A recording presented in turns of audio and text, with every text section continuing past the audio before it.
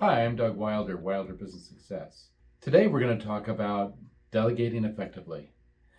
It seems like a lot of my clients ask me, how do I delegate effectively when I try to get my employees to do what they need to do and it's just not getting done. Often the chaos that develops is projects are not getting done, number one. Number two is they're not getting done effectively. In other words, they're not getting done the way that the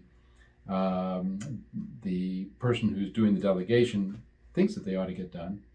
And the third thing is there's a whole time concept where it's not getting done on time, or it's getting done too soon where the format's not correct. All kinds of problems come out of poor delegation. So I've come up with a formula on how to delegate effectively. It has 6 steps to it. I call it the Delegation Clarification Formula.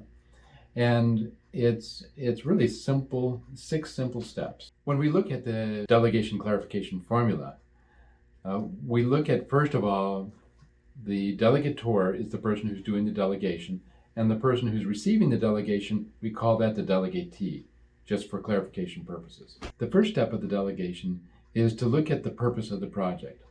Focus more on the results desired than on the process. For instance, sometimes the delegator will say, I want you to research a particular project or a particular event. And so the person, not knowing the purpose of it, might do a 20-page dissertation on the subject, whereas the person just wanted a brief synopsis. Or it could be the other way around. The delegatee just gives a brief synopsis, and the delegator wanted the dissertation. So we want to find out what is the purpose of the project before you get started. The second step is to give any background information. Here are the people that are involved. Here's all the different aspects. Here's how all this fits together. It's important to give background information so that the delegatee will understand how to put this information together and who's it for and maybe some of the players involved, because all that falls into the process of putting together the project or task.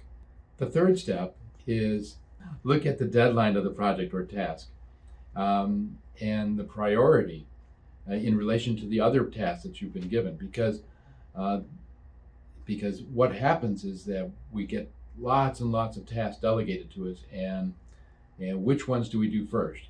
I remember being the recipient of many tasks, and I finally decided to measure it. So I took out a ruler and I measured all the different piles that I had, and it turned out it was 8 feet tall if I put all those piles together.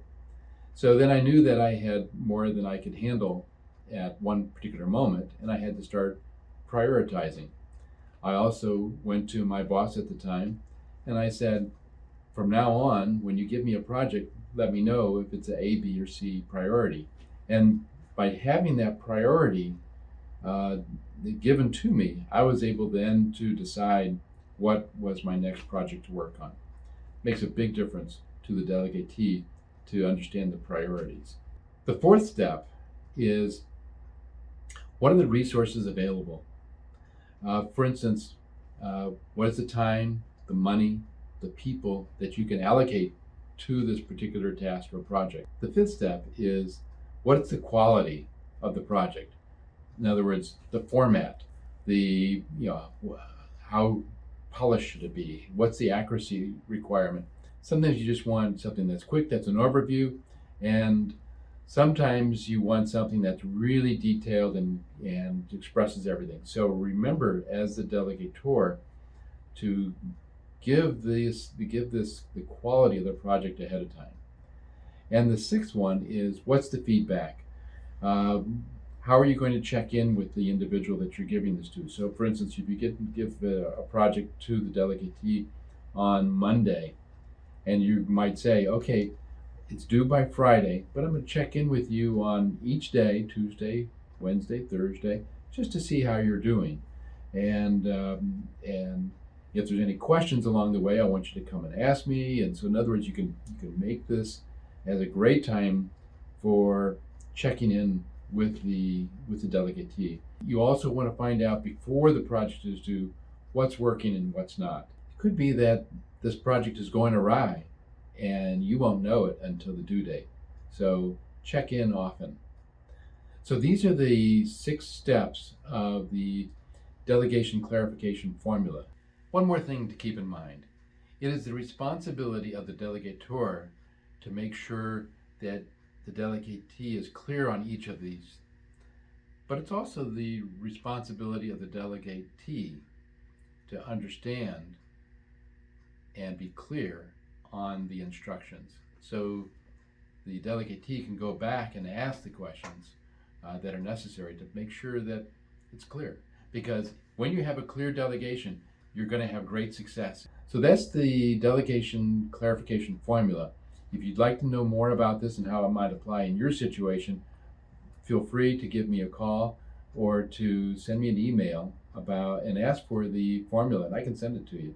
So go out there, go forth and conquer, delegate well.